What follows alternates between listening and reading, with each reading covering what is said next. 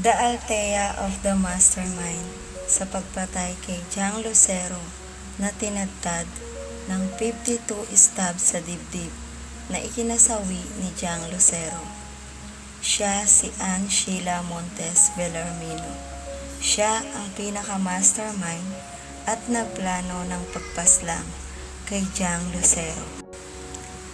Ang tanong, ang revelasyon niya kay Jang Lucero at sa GF ni Jang, anong konektado nito?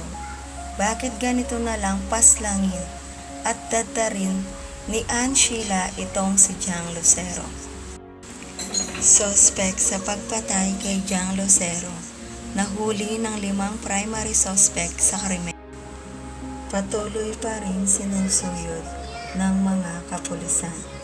Siya si Ann Sheila Montes Bellarmino with no bail.